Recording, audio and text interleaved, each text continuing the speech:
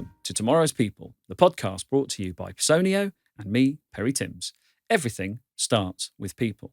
And for our next double guest, everything is about people and appreciation. OC Tanners, Dr. Alex Lovell and Robert Ordever share some thoughts with me on their insightful and deep research on what really matters to people at work today and for tomorrow's people. Welcome to Tomorrow's People, the podcast. Great to have you here. Good to be here. Thanks, Perry. I'm so excited. This is going to be so great. Oh, well, let's not hold back any longer. So one of the things I do know, which is where I will love to start, is that OC Tanner has a reputation for a number of different things, but the one thing it seems to gift to the world of professionals like me and Robert and others is a ton of research and insight and wonderful, optimistic but practical ways of saying this is what you could be doing to look after your people and create successful businesses. So where are you focusing at the moment, Alex? Let's start with you. Well, I love that question. And I appreciate the compliment too. We have a really, really neat and diverse research team at the Institute.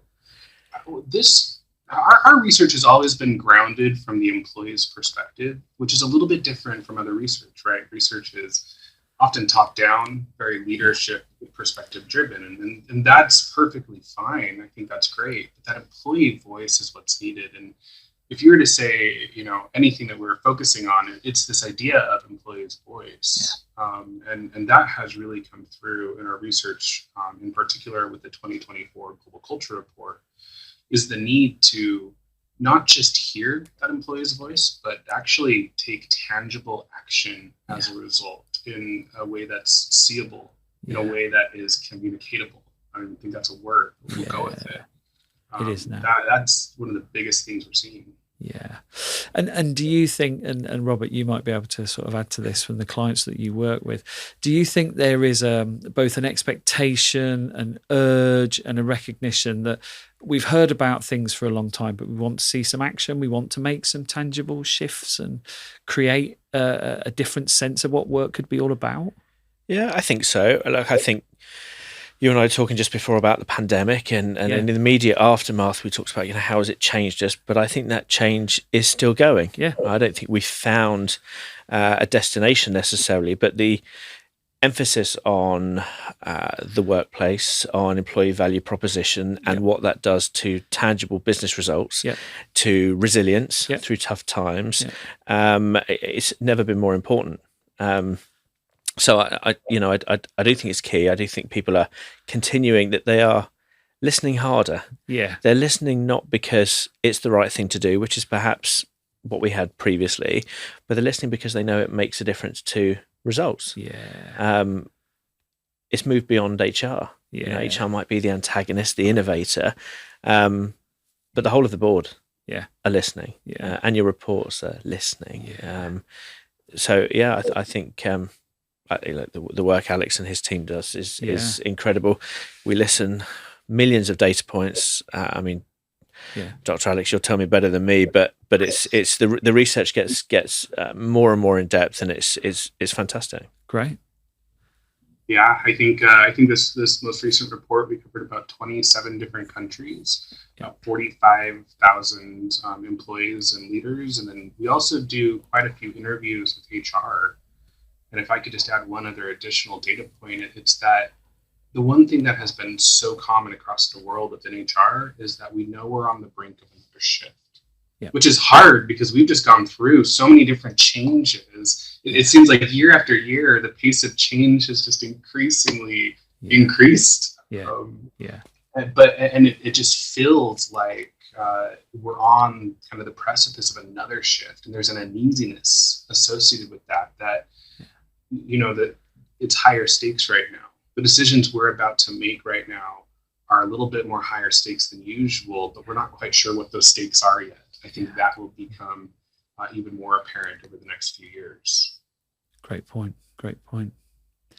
There's a kind of question in my mind about leaders and what they are responding to, I guess, and what they're being called to do. Is your research starting to really illuminate what this, I guess we'd call it, multifaceted leadership approach is needed in this kind of change and certainty and, as you say, crucial point of inflection, perhaps, and change? And that's a really good question. For a number of years, we've been focusing in on the concept that we call modern leadership is more of just a direct comparison to traditional leadership, where traditional leadership is much more hierarchical. It's much more evaluation based. It's much more of a gatekeeper. Where modern leaders are coaches, they're employee advocates, they are employee connectors. And what we found that is transformative. And one of the key components that we narrowed in on this year is what we call practical empathy. It's a little bit different. I mean, empathy is a hard thing to really master. I don't know. I remember some of my entry level leadership training back in my early career, and sometimes I left those trainings feeling like I was a sociopath because I'm I can't understand what they're going through. I've never gone through that. What are you asking me to do? And it's really interesting because empathy is much more practical from the employee's perspective. They want their leaders to just simply get to know them, their challenges, and their aspirations. And that's actually not a hard skill, but sometimes we've been asked not to do that for the sake of the business, for the operation. We don't have time for that. But that, practical empathy transitions people from just a place of being heard to a deep place of comprehension that then translates appreciation for them into action. Sounds terrific. And the role of a leader as an appreciatologist to understand that, which I know is your language and frame that you've had around for quite some time. And I get the chance to talk to people in all manner of levels and perspectives on the workplace. When I ask them what matters, it is the kind of things that you're saying, that people value what I do, that I know what I do makes a difference. No matter where you are, no matter what kind of uniform or otherwise you're wearing, that recognition thing is just so powerful to us, isn't it? Well, and to Alex's point, the personalization of the experience, that it isn't enough simply to recognize the group or the team, but to understand me as an individual and what I'm about and where my effort is and where I've gone above and beyond isn't necessarily going to be the same, and the way in which I wish to be recognized and on and on. And we've seen it in lots of places. Tech's a good example. I mean, we're personalizing everything. And that need to feel like you're contributing to something bigger than yourself, but that you're understood. I think the other big piece is, of course, managers are employees too. And the need for them to step up and be these modern leaders and to be resilient to what the world's throwing at them adds another dimension, I think. The pressure that's kind of squeezed that middle management is something that lots of businesses are tuning into and working hard to address. Great point. So from the latest round of research, Alex, what were the kind of things that you were picking up that were like, these are hot topics, these are things that everybody needs to really sort of focus on and spend some time and attention to turn them into actions? What was kind of coming through for you, both as affirmative that you knew anyway, perhaps, and other things that may be a little bit of a surprise? We focused in this year on a very specific employee population. We call them the 80%, and that derives from another research report outside of the OC Center Institute. And these are the employees that are, you've probably heard frontline as a way to describe them, untethered, unwired, offline. There's so many different ways to describe them, and all of them are wrong. And are not resonant with this particular work group. And this year, we wanted to give voice, not just to what they need, but simply their stories, from the woman that was written up because she needed to take her daughter to a specialist that she booked out a month in advance and had approved PTO for, and then that week they canceled it. And now her job is in jeopardy. To the frontline servers that are disrespected by customers on a daily basis. We wanted to give people a dose of reality about what their lives are. And one of the most interesting findings we found is that 50% of this workforce is living in survival mode on a day-to-day, paycheck to paycheck basis. over a third of them had to borrow money just in the past 30 days so that they didn't go hungry. Yeah, wow. It's this work group that we say we design work for, but we don't. Not really. Yeah. That's quite sobering, isn't it, when you think about that? Because it is so many people who, at a point in time in their lives, had so many dreams and aspirations and find something and are kind of hitting the buffers or not getting the appreciation and the recognition and just the sense of worth, I suppose.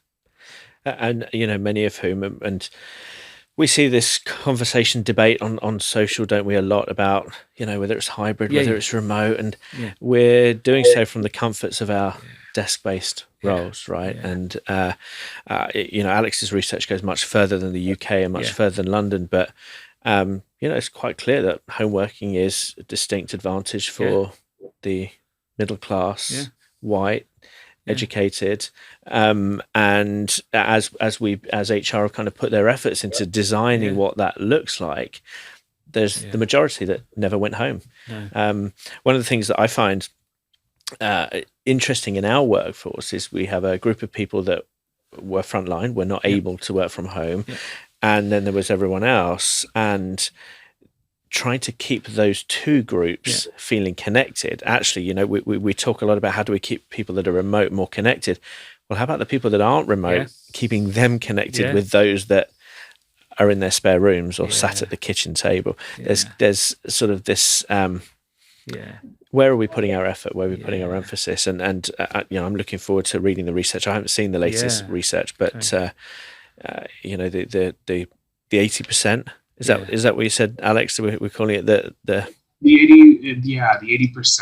Yeah, I just think that's such an important piece of work. Yeah, and I'm guessing. If I could just add one. Yeah, go for it. No, go for it. Go for it. Yeah, go for it. Well, I was just going to say, Robert, one thing that you said that also triggers one of the research points that we had this year was around equitable flexibility. Yeah.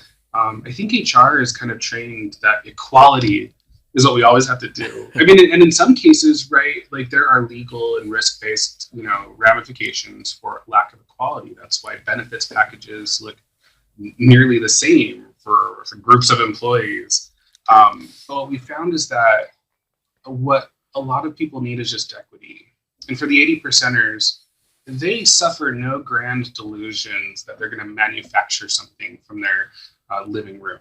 Yeah. Right. They're not asking for that, but it's often trivialized as that, that is what they're asking for. But that's not. They value other types of flexibility. And so if we take a really hard look at our policies and see where we might over operationalize things, we can find spaces where we could be very flexible for, workers that can't work from home, and for workers that can work from home.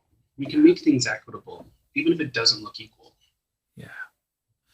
And there's something about people feeling the sense that if they need it, they can ask for it. And if they are in a position to, flex, that won't be sort of dismissed offhand, that it's taken in the merit that I guess it feels like it is.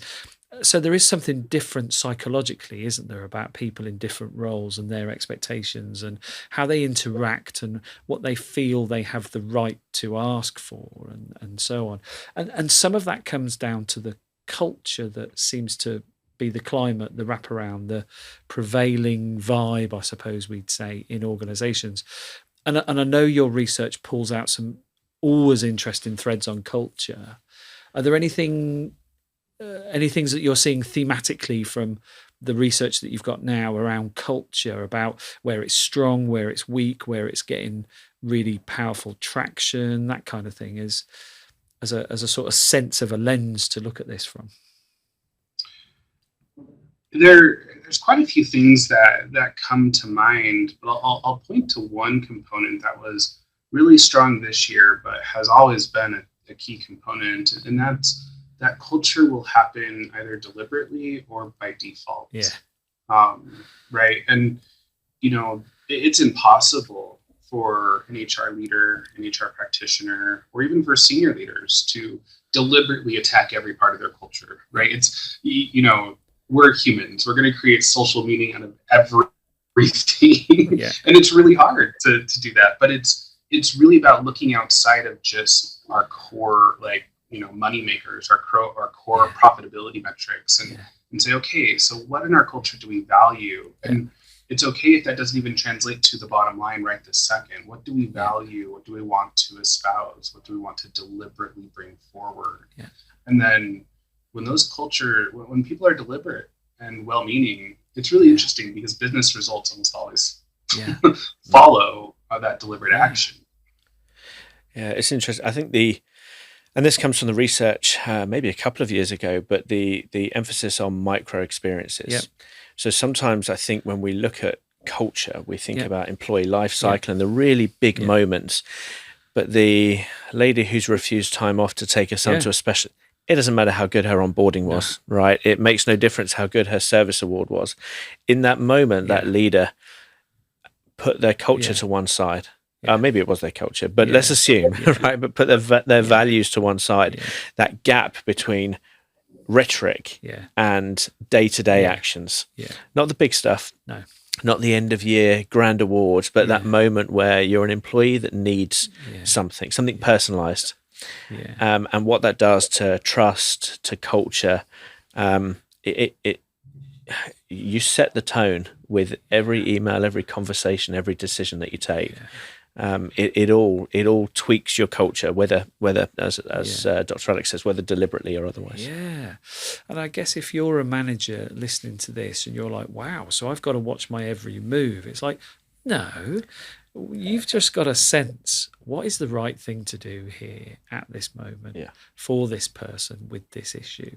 Because the more we try and playbook everything, the more difficult it gets, right? Yeah, I don't think you can write a policy for behaving in a way which is in keeping with your values. Yeah. And maybe there's some businesses that have values that don't allow people to take their kids to specialists. I'm guessing not, or at least not written, right? Previous role of mine at the football club, we had 5 values, and before we would take any decision as leaders, we'd work it through. Sometimes it'd be very quick, kind of a dynamic think through. If it was a big business proposal, we'd state it out. And if you can't see where your decision matches or adds credence to your values, then it's probably not the right move. Now we've moved beyond that now. That was at a time perhaps when values were newer. I think now that sense of empathy, to come back to an earlier conversation, if that's in place, if our leaders are showing emotional intelligence, you don't get examples like that. Really, exactly. It's not a playbook. It's not something you can. That's what we come to expect of our leaders. And we measure our leaders based on that. That was a poor for business, poor for employee relations, poor all round. I love that framing of if a leader is listening to this, what is the one thing that they could do with this entire conversation? And I think our research would point to something very simple, which is just seek understanding. It's very employees are realists. They know that everything that they want, they're not going to get.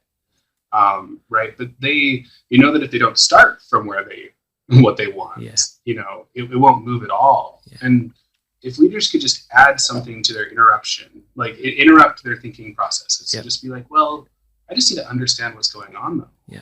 First, right? In that moment, we talk about this woman and her child specialist. Her child was recently diagnosed with a really rare genetic disorder that the wait list for the doctor was that long. Right. And understanding the pain of just that diagnosis, and understanding the pain of even having to wait an additional month to get her daughter seen, that gives a different perspective where we can take that deep comprehension and then translate it to something very simple, which is, we're not going to be able to, we're not going to write you up, but maybe we can't pay you for the full day, or move the needle somewhere that is more empathetic than just the simple, oh, well, that sucks. You can take a write up.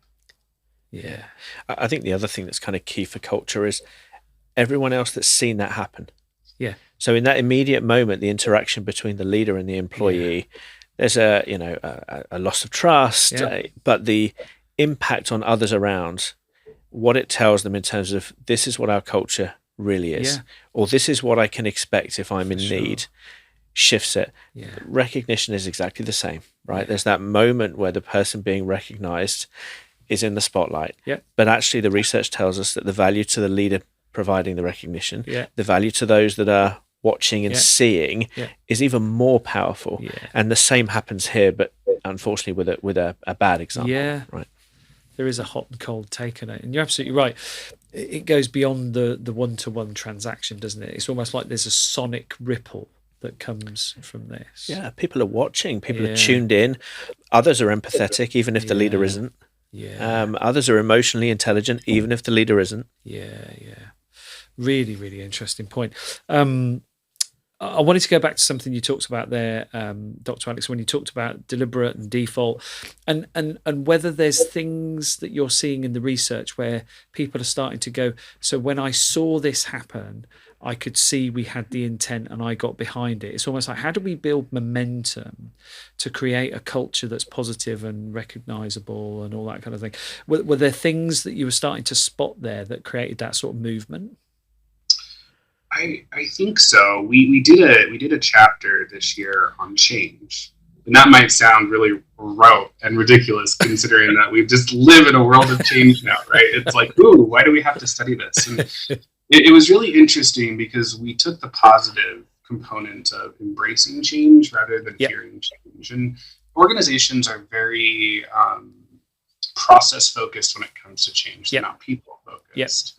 What we found, which was just such a stark thing, we did an experiment, right? An experiment for a scientist is like a golden ticket to causality to some extent. And we looked at how change was communicated to individuals and whether, you kind of had this culture of we're all in this together or not, right? And we tested quite a few different things like transparency, whether the leader helped out or not, whether they went to bat for the employees and advocated for them. But we also included a recognition question because that's a lot of work effort. To the treatment in this time was we asked them, hey, you were working on this employee order or this customer order, and you got to work one day and you found that it doubled, but the timeline hasn't changed and there's no additional resources, right? That in and of itself, somebody showing up and giving their all in that particular moment, that deserves recognition. And so not only did we find a causal effect of embracing change, being transparent, the leader advocating for the employees, even if they didn't get what they asked for, they still advocated, and then recognizing them at the end. They were so much more positive about culture, about change.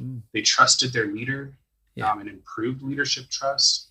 And we even, I'm going too long, but I'll just say we even added one other layer, which is the leader came from the organization or the leader came from outside the organization. Because there's always that hidden thing about leaders that, from the outside don't understand what it's like here. And so they're at a disadvantage. And we found that was actually not the case. If they followed that those 4 steps, it really drastically improves the component. All the outcomes that we measure.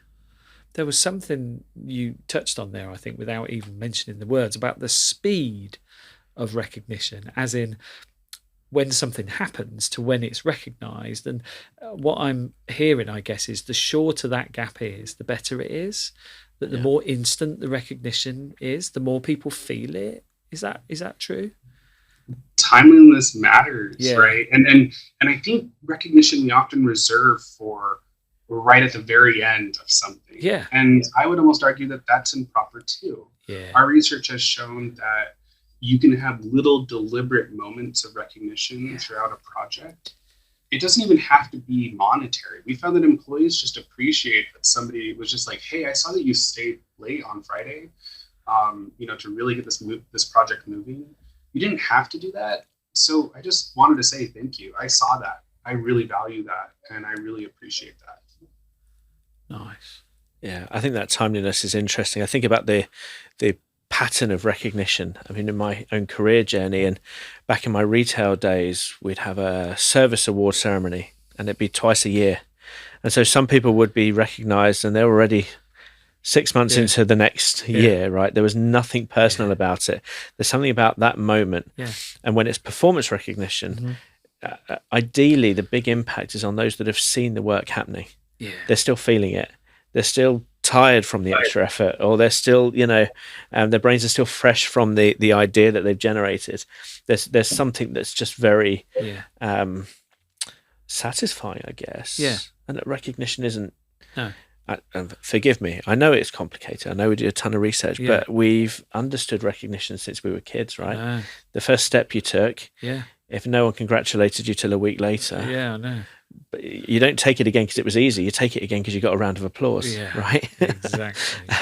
There's something instinctive about doing it, getting recognition, repeating, or looking to enhance it even further. That's just natural. Hey folks, Perry Timms here, host of Tomorrow's People. I have to tell you that I'm loving Personio. It's a game changer for HR. With fantastic features and new updates coming all of the time, it keeps your HR work innovative almost on its own. Check them out at personio.com. That's PERSONIO.com.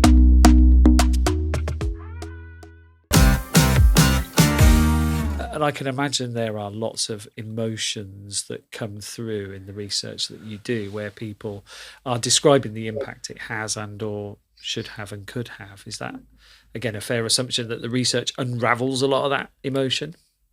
I think you unintentionally use the word probably unravel in a way that's very true. Okay. So because the average employee experience is actually not that great. Yep. And does not generally, people do not receive recognition at work all that often.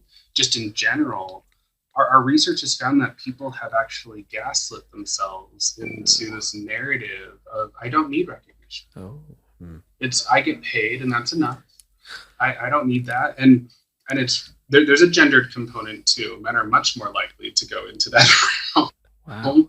We found, but it exists across gender. It exists across socioeconomic status. It exists across race and ethnicity. It's really interesting because it's so uncommon. People start to tell themselves that recognition isn't necessary, but that could be further from the truth. I mean, think about it. You don't stay around friends, family members, spouses when you don't feel valued. Yeah. Well, we might try sometimes, but the longer it goes on, the more we have to make a change, because innately as humans, we want to feel valued, because when we feel valued, we feel like we belong. Yeah. So it's just an interesting thing when we have to unravel the fact that people actually want to be recognized, because they do, but they haven't been recognized so often that their brain is trying to protect them from the trauma of not being recognized. I think that's right. I think there's something else about how authentic that recognition has been. So there are people that have experienced recognition, but not in a way which is authentic, transparent, shows empathy, and etc. And we, I mean, it'd be no surprise to you that our culture is one where we recognize and appreciate, and we have people join us, almost always from businesses that are not like ours. Some from actually really tough work environments, the kind of work environments that you shudder when you hear they still exist. And that first moment where they're recognized, you can kind of see they're a bit, are you sure? Uncomfortable. Are you sure? I'm not sure I like this. Yeah. And then what happens is you kind of, you feel that buzz, you feel that energy. And those are the people a year down the line that are craving it, that are looking for it. And I think the point there's right. We've become cynics because we've worked in cultures and environments that don't provide that, and we've normalized it. And that's shifting. That's shifting. I mean, I'd like to think we're doing our bit in the world to impact more and more people's working lives every day. But we're still on a journey. There's still a lot of businesses where, the HR person is still fighting to get this in, but it is shifting. It's shifting, and the biggest businesses, the most successful businesses, they are all embracing it. And so I think it's a matter of time. And the pandemic really helped accelerate. I mean, there's no question that those people that went into the pandemic with a thriving workplace culture fared much better. I mean, they just did. They had the grounding and they were more resilient. And I think what we've probably got is now a mixture of programmatic, if you want to call it that, recognition, where we know it's linked to incidents and events and so on, but also the spontaneous stuff. I think we're rediscovering that, aren't we? I mean, we're in the business of providing tools. Exactly. But recognition should happen, every moment, right? A feeling of appreciation isn't monetary. So we provide tools, and those tools help connect people wherever they are, and of course they're essential for those for larger businesses, cross border, all that kind of stuff. But actually, just an empathetic and caring leader who's prepared to be transparent with you about change and to genuinely, authentically appreciate you for something that's gone well. It doesn't have to be complex. No. It doesn't have to be systematic. No. That just helps, doesn't it? And it amplifies. I think the big thing that technology enables us to do is to take those moments of genuine, authentic recognition and show them to a workforce that isn't together. Whether that be because of geography or because of remote or whatever it might be. It just gives you a chance to say, this is what great looks like, and this unsung hero needs to be seen. That's an interesting word, hero, isn't it? Anything else headline-wise from the research and just what you're picking up, Dr. Alex, that might be useful for you to share with us? One other component that we found really interesting this year was people's yearning for skill building. And it's been a really interesting juxtaposition of, when we talk with HR really does have these authentic best interests in mind for people. But then also they're like, but if I teach them all these skills, they'll leave. And we found that employees actually see organizations that provide a robust kind of skill building framework.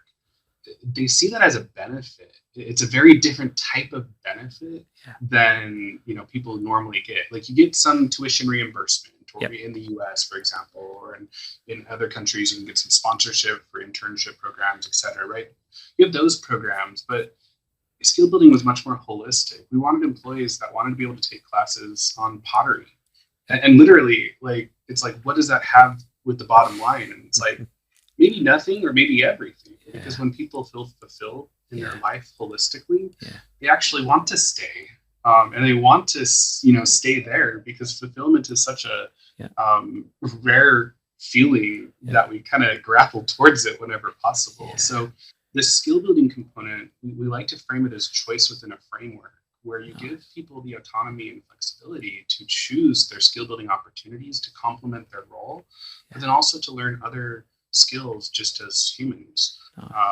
And that combination we found to be very, popular. And we also found when you blended recognition into it, interestingly enough, it amplified it. We found that when people, graduated with a degree or, did something else with a certificate, or took a class and then did a project with the knowledge from that class, like, recognition not only helped them feel valued, but it encapsulated this moment where you could say, hey, look at the opportunity that you've had here. Thank you. It reinforces that they get opportunities here. And we've found it had the exact opposite on their willingness to leave. They actually wanted to stay. Yeah, I think that's a trend, isn't it? I mean, we're seeing you kind of go onto LinkedIn and people sharing the courses that they've undertaken, and often in their own time, and often very connected with their work, even if not necessary. And I see it, we're in a period of growth in Europe, and I'm interviewing a lot, and people are talking about personal growth and what does that mean. And I think the interesting shift is they're not asking me, when can I be promoted, when will I be. The way I talk to our managers about it is I think our responsibility is that the stories people are able to tell on their CV are more interesting every year. Yeah. Okay. Right. It's not necessarily about a hierarchy anymore. People aren't as interested, right? In fact, many have been in leadership positions saying, I don't want to lead, I fancy taking some. So it's about how do you broaden it? How do you make those stories more interesting? How do you make work more fascinating? I'm not sure what the right phrase is, but I'm seeing that a lot in interviews, those kind of conversations, those kind of questions around what does it mean for me, personal growth? And we have, in our team, I know there are people who are flower arranging and pottery and other things. It's just kind of a more fulfilling. And some we provide space, even things like volunteering time. People are using that to go and learn. They're working for a charity or they're working for a great cause, and we provide that time and space. But they're taking the opportunity to dig into something that is new for them. I think people are still seeking experiences beyond the day-to-day. Well, that certainly talked to the 18-year-old me when I went into the workplace. Not so long ago. No, I don't know about that. But Dr. Alex, I know we've got to let you go soon and do some more of this fascinating work and get ready for a marvellous event that you're going to be hosting. But thanks very much for sharing those pearls of wisdom. Anything else you just want to leave our listeners with before you go? We'd love to know that. But before you do, thank you very much for sharing what you've distilled down for us. Well, I appreciate that, and I'll say that I've been able to move things, so I have another 10 minutes, and then I really do have to run. Well, hey, another 10 minutes. Wow. So awesome. So we can ask you the quiet quitting question then. The quiet quitting question? Yes, let's go for it. Let's do We'll that. see. Sometimes I'm very controversial with how I answer this come question. on, let's do it then. I didn't know whether we'd get it in, but if you've bought 10 minutes, let's go down that route. And we'll splice it in so it looks really efficient and all that kind of stuff. Anyway, fad or fab? What did your research reveal about phenomena like, for example, quiet quitting? It's such a fun question, and I have what I've found to be kind of a polarizing answer, which is quiet quitting has always been a thing. Yeah.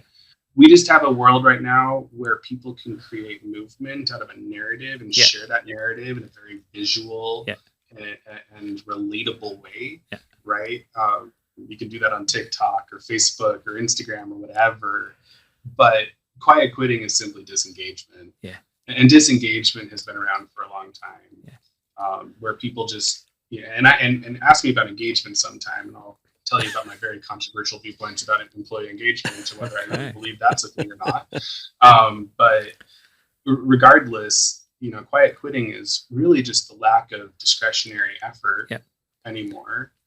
Doing the bare minimum of the job, etc. And that's been around the workplace for a very long time, not just now. Yeah. We've just given people the words and images around it where it becomes more of a movement rather than just simply a normal day-to-day plight that people face. Yeah. Great point. It is surfacing a kind of mood, isn't it? And a sort of an overall sensation that people are having, and they just tag a different name to it, I guess. I'm glad people are paying attention. Yeah. Right. What we can, and we do this, don't we? We give things different names. It goes from employee engagement to employee experience to whatever it might be. But it has to be a positive. People are listening. Yeah. And I think you're right, Doctor. I mean, it's amplified to a point where that's the label that's stuck. But I've been in work a long time. Yeah. Too long. Yeah. And people have been disengaged. We used to call it the checked out. Yeah. They're checked out. That used to be the phrase. Yeah. And the new term is quiet quitting. But I'm with you. Yeah. I agree. Yeah. So we'll perhaps park the engagement one then, just in case we don't get much time. One of the things, I guess, Robert, you kind of hinted at it there, is about the focus on people experience and the, I suppose you'd say, career aspirations of whoever you are, whether you're in the 80% or whatever it might be, were there any really strong indicators of what is helping people go, no, I am choosing to stay because this is the experience I have, so that we aren't looking at the dark side, we're looking at those who at least have a real sense of something worth sticking around for? What was kind of coming through the research on that? One of the most important things we found in last year's report was the idea of fulfillment. Yeah. And earlier I mentioned it is a rare thing to fill. Yeah. But we can always look back on times in our life where we made a change, yeah. and it's because we weren't fulfilled. Yeah. And we found kind of 4 components that go into fulfillment. But what we found, just most interestingly, is that it bridges personal life and professional life in a way that we are all probably uncomfortable with to some extent, right? I think early in our career, we're trained to leave the personal life home or whatnot, put on your professional face and whatever goes. But if you're out of balance in your personal life, you will be out of balance in your professional life. If you're out of balance in your professional life, your personal life will also be out of balance. So we found that fulfillment was like a really key indicator that when people were not fulfilled, they were much more likely to leave in the next year. They were much less likely to engage. They were much less likely to produce what we call great work, which is that more transformative work that people love. The opposite of quiet quitting, which is, truly producing work that people love. That the lack of fulfillment or fulfillment kind of produced that. And that we found that was almost a better predictor than any other measurement of whether people were going to stay and refer your company as a great place to work. Yeah, it's great, isn't it?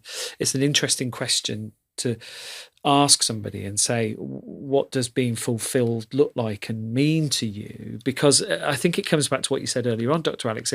If you're a manager trying to find the secret sauce for somebody so they do really enjoy what they do and are fulfilled, you've got to understand what fulfillment is for them, not your version necessarily, because that could be right. a projection, right? It's very individualized. Yeah. It's very personal. If I think about some of the people in my team and some of the development initiatives that we could come up with, or some of the social events that we could come up with, or the ways of recognizing that would be totally the opposite impact for them than it would for someone else. So I think that, coming back to that kind of empathy and understanding and listening, individual by individual, and that's hard, right? Like, it's easy for us to say, but it's hard, but it pays dividends. The results are there for those that do it. Oh, I just had a flashback, right, to me being a quite naive middle manager. And we had a really tough project environment. Dr. Alex will probably laugh at this. I had this habit of saying to everybody, oh, well done, to the point that people went, do you know what, you say it so much it's meaningless. I had no idea. I thought I was giving people at least some sense of encouragement. And people were like, you do it all the time. And it was a real moment for me of like, wow, what am I doing? It's very common. Great job, guys. Well done, team. Yeah. I think that's very common, and I think that's the start of someone wanting to show empathy and wanting to, like, great intentions. Yeah. But actually, you take that same group and you pick out the moments for the team did great, but actually, Perry, what you did with X and Y, and really kind of bringing it back to the why. It just adds another dimension. But don't beat yourself up. I did the same, and plenty of people are still doing it. That's the shame of it, right? Yeah. That's the shame of it. Is there's still plenty of people that haven't quite learnt the magic of individualizing, which is why they hope they pick up your research, Dr. Alex. Go for it. Yeah. Oh, I was just going to say it's a funny and charming story that you share because it is so common. And I'll give you the statistics to make you feel better. Okay. Right. We have 2 opposing questions on our research that we run every year. We have a static set of questions, and one of them is about how often you feel like you give recognition to others. And about 83%, give or take a couple percentage points every year, see that they often or always give recognition to others. And just under 20% say they often or always receive recognition from others. Yeah. And it's just you chuckle because it is true. We all know we do it. And it's because recognition takes a deliberate effort. Yeah. It needs to be purposeful and purpose driven around what you're recognizing to really translate as recognition. Oh, yeah. But we think those good jobs as we're walking down the hallway are satisfying something that they're not. Yeah. It's just a very simple thing that if we can even change that, it would make a world of difference. Oh, nice. Yeah. Beautiful. I think we have got to let you go now, haven't we, Dr. Alex? Yeah. But thanks do eventually have to, yes. so much Perry, for your time. If people want to see more of the research, there's so much more that we've barely touched the surface. I know. But octanner.com, Dr. Alex and his team publish research. It's up there. Yeah. Free resource. Yeah. Go take a look. I mean, I devour it every year, just so you know. So it forms the basis of a lot of what I end up agitating to. But Dr. Alex, thanks very much, and good luck with the event, which by the time we publish this will have happened in all its glory. But thank you very much for your time, and more power to you and your research. Thank you. Thank you for inviting us to be a part of it. This has been a really fun conversation. Good truly. stuff. Thanks very much. Thank you. Ciao. Thanks, Perry. Thanks a lot. If you've enjoyed this episode of Tomorrow's People, please subscribe and check out our previous episodes from wherever you get your podcast from. And if you want to transform your people processes, head to personio.com.